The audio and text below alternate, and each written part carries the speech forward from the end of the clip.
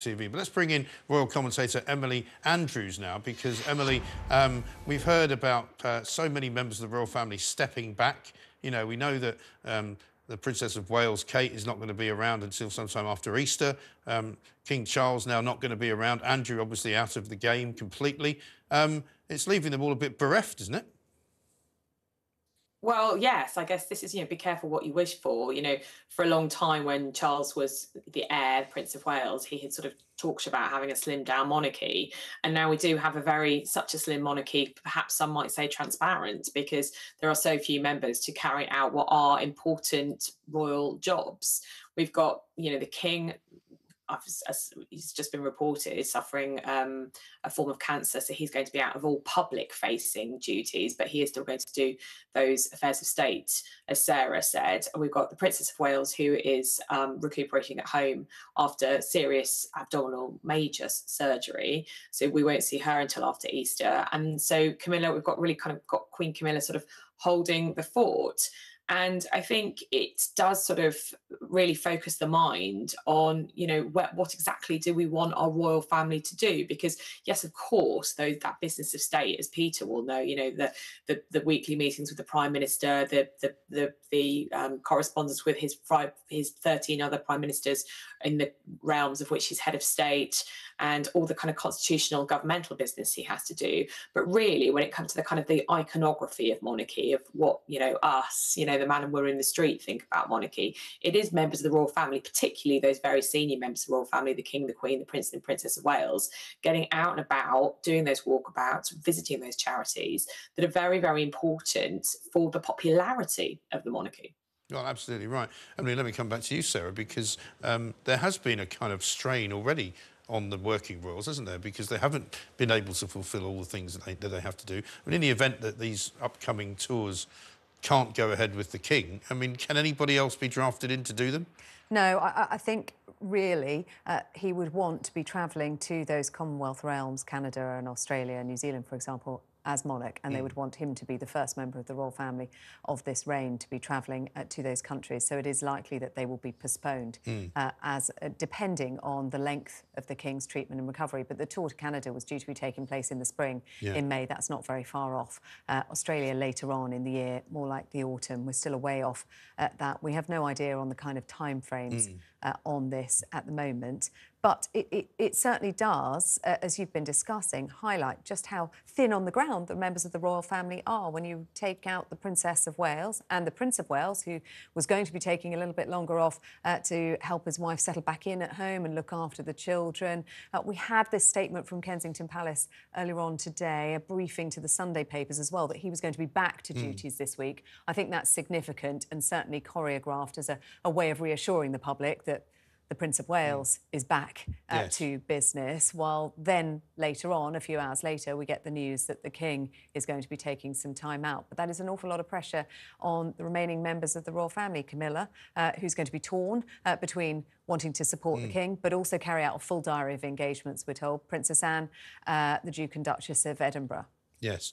And Peter, any political sort of ramifications short term? Because there's always going to be a King's speech at some point in the future, I suppose. There's always going to be conversations to be had. It's an election year. Yeah. You know, Northern Ireland has just been given its new First Minister. Yes. You know, there's all sorts of stuff happening which, normally speaking, you'd expect the King to be involved in. Well, I would have thought the King would have probably made a visit to Northern Ireland probably within the next year at some stage. Certainly that will have been with functioning government back, and he is the head of state for Northern Ireland as a constituent part of the United Kingdom. So that will have been something that was on the minds of Rishi Sunak when he was in Northern Ireland today and being informed about this news.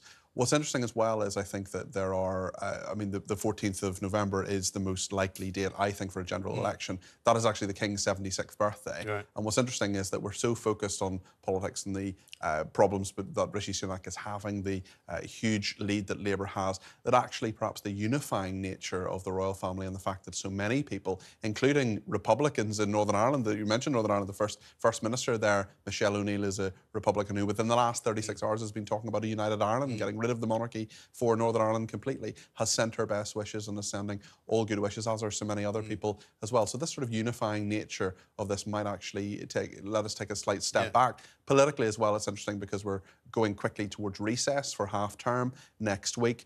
Also, I mean, this I expect won't happen, but of course there will be a dusting down of some of the thoughts around the constitutional aspects of, God forbid, if the king was incapacitated in some way. There are various people, judicial people, also politicians as well, the speakers involved. The Lord Chancellor is also the Justice Secretary, the Master of the Rules, the Lord Chief Justice, or the Lady Chief Justice as she now is, Dame Sue. So it'll be very interesting to see there'll be lots of preparations behind the scenes, but also I think the last Prime Minister's questions before the recess, I think will be a much more muted affair, with Keir Starmer and Rishi Sunak very fast out of the blocks after 6 o'clock, of course, putting their tweets out, being clear that they may not agree on much, but they agree that the King is in bad health and they want him to get better as soon as possible. Yes, absolutely. And that interview that Rishi Sunak did with Piers Morgan is on talkTV tonight at 11 o'clock, so don't miss that. But let's go back to Emily Andrews. Emily,